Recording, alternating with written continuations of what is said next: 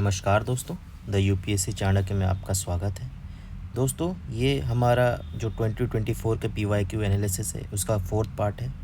तो पिछली बार हमने 27 क्वेश्चन कर लिए थे, अब हम 28 से शुरू करेंगे और हम थोड़ा फटाफट अब दोस्तों कवर करने की कोशिश करेंगे। तो आइए 28 नंबर क्वेश्चन को देखते हैं। इसमें कह रहा है, which of the above following show a unique relationship with an insect that coevolve with it and it is the only insect that can pollinate this tree. तो ये कौन सा ट्री है जो इंसेक्ट के साथ सिम्बायोटिक रिलेशन में रहता है, यानी ये म्यूचुअलिज्म की बात कर रहे हैं, जिसमें एक इंसेक्ट है और एक ट्री है और दोनों एक दूसरे को बेनिफिट कर रहे हैं एक साथ सिम्बायोटिक रिलेशनशिप में। तो दोस्तों इसका आंसर फिग है एक्चुअली।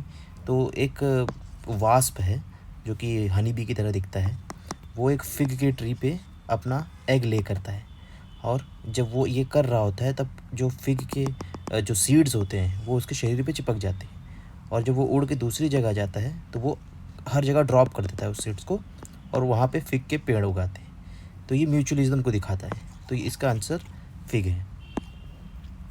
तो आइए अब हम 29 क्वेश्चन पे चलते हैं। ये कह रहा है कि कंसिडर द फॉलोइंग, और 3 स्पीशीज़ दी है, फिश, बटरफ्लाई और फ्रॉग, और पूछता है how many of the above is poisonous species. अब दोस्तों हम जानते हैं कि हमारे पूरे वर्ल्ड में थाउजेंड्स ऑफ स्पीशीज़ है, बटरफ्लाई की भी, फ़िश की भी और फ्रॉग की भी। अब इसमें से अगर एक भी पॉइजनस निकल गई तो ये तो सही हो जाएगा। तो मिलियंस ऑफ स्पीशीज़ में दोस्तों हमारा बायोडाइवर्सिटी इतनी डाइवर्स है, बहुत ज़्यादा चांसेस है मिलियन में एक बटरफ्लाई के पॉइजनस होने के।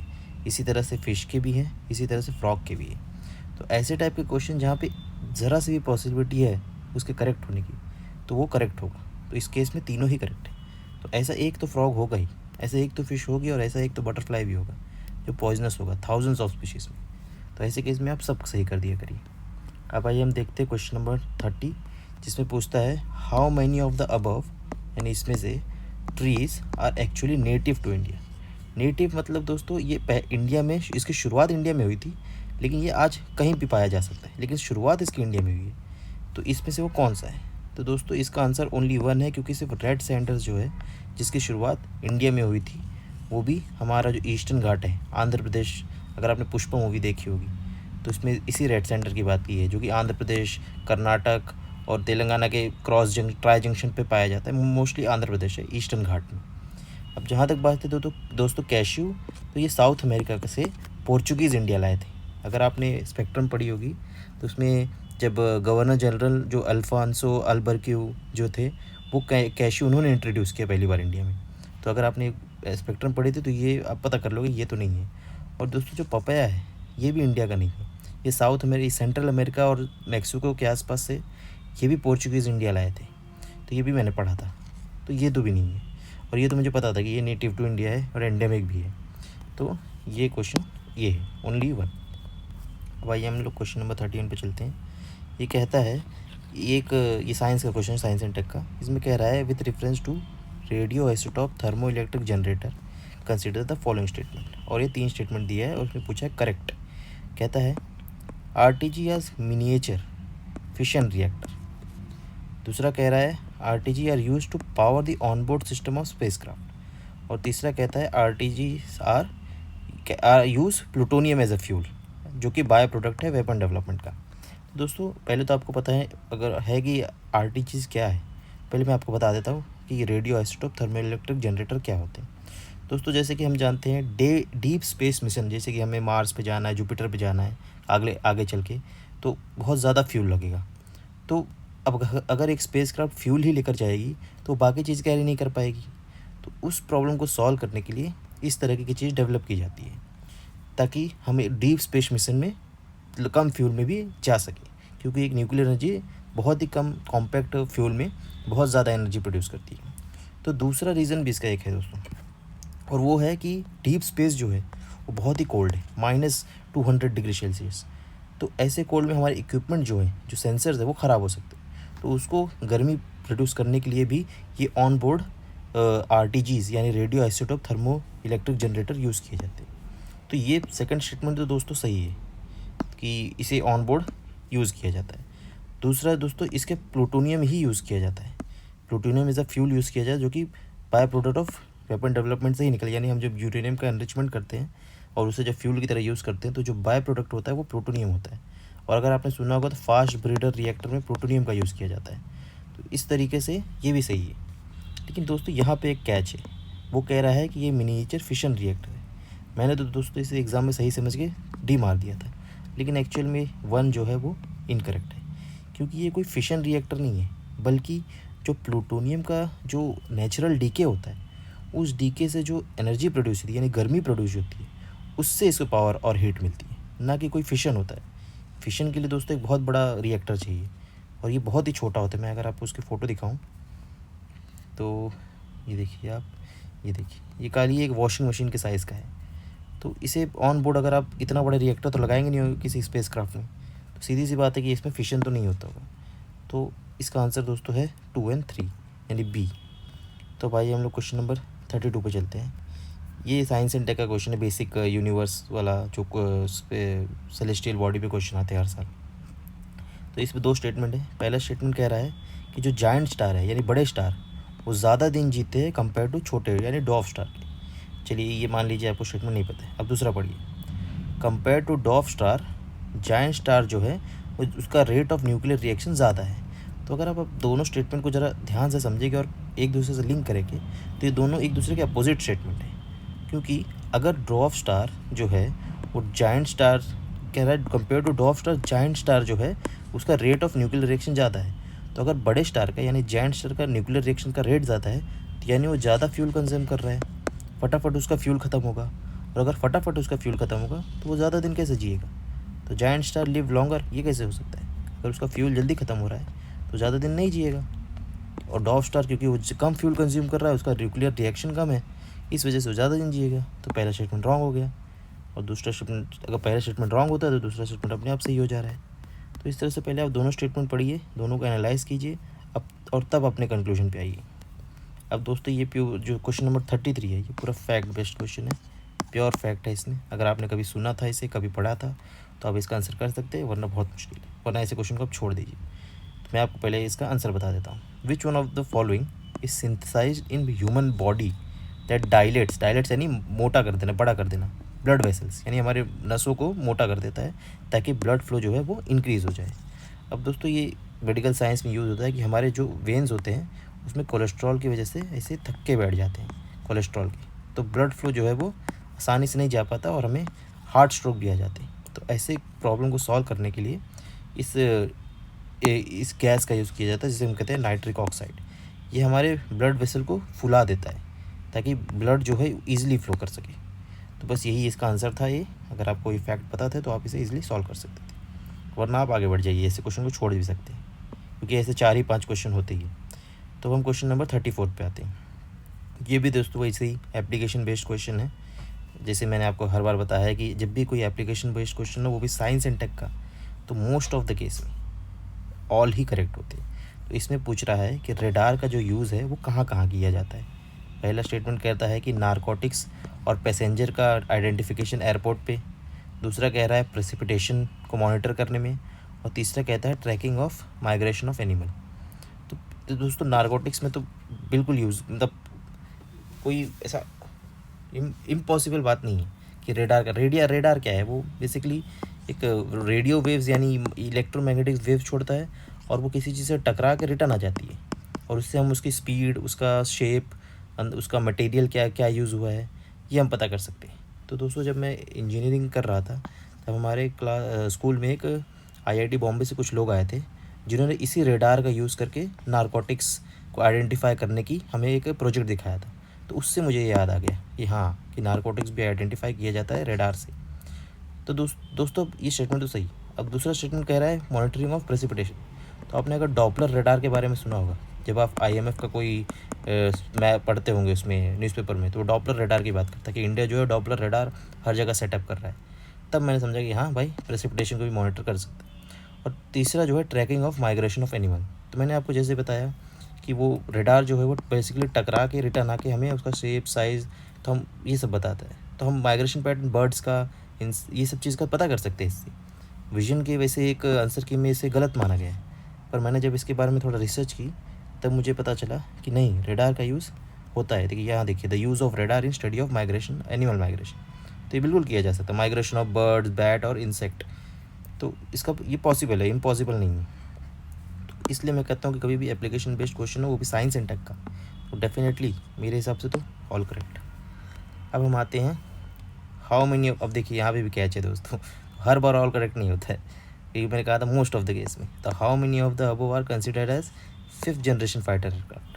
तो अगर आप दोस्तों थोड़ा न्यूज़ पढ़ते हैं, न्यूज़पेपर और थोड़ा टेक्नोलॉजी के बारे में, तो आपको पता होगा कि 5th जनरेशन एयरक्राफ्ट बहुत ही कम देशों के पास है, जैसे कि यूएस, रशिया, और कुछ लोग कह रहे हैं चाइना ने भी बना लिया है। तो यूएस का जैसे कि F-35, रशिया का Su-57, तो ये सब जो है 5th जनरेशन है। 5th जनरेशन में दोस्तों स्पीड अच्छी होगी, उसका मैन्यूवर अच्छा होगा, हाई टेक्नोलॉजी यूज़ हुई, स्टेल्थ टेक्नोलॉजी होगी, यानी उसे डिटेक्ट करना डिफिकल्ट होगा। तो इंडिया के पास फ़िलहाल दोस्तों कोई भी 5th जनरेशन एयरक्राफ्ट नहीं है। राफेल जो है वो 4.5 जनरेशन है, डेसॉल्ट एविएशन फ्रांस का, MiG-29 भी 4th जनरेशन भी नहीं है वो तो, और तेजस जो इंडिया का इंडिजिनियस एयरक्राफ्ट है, लेकिन ये भी 5th जनरेशन नहीं है। इंडिया अपना दोस्तों खुद का एक 5th जनरेशन एयरक्राफ्ट बना रहा है, जिसका नाम है AMCA, यानी advance multi role combat aircraft. यह भी अंडर, इसका भी डिज़ाइन भी तैयार नहीं है। 2028 में इसका फाइनल, ऐसा कहा जा रहा है, इसका प्रोटोटाइप बनकर तैयार होगा। तो हम फ्रांस की हेल्प ले रहे हैं इसे डेवलप करने में। तो इसका आंसर दोस्तों नन है, हमारे पास अभी तक कोई भी ऐसा, इंडिया के पास कोई स्पेशली कोई भी 5th जनरेशन एयरक्राफ्ट नहीं है। तो दोस्तों ज़रूरी नहीं है कि साइंस का हर question all of the above ही हो।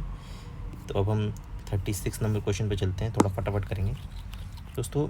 अब ये इसमें कह रहा है कि हाइड्रोजल का यूज़ कहाँ कहाँ किया जा सकता है। दोस्तों ये भी एक साइंस एंड टेक का क्वेश्चन है, तो वैसे तो ऑल करेक्ट होगा, लेकिन मैं आपको पहले बता देता हूँ हाइड्रोजल क्या होता है।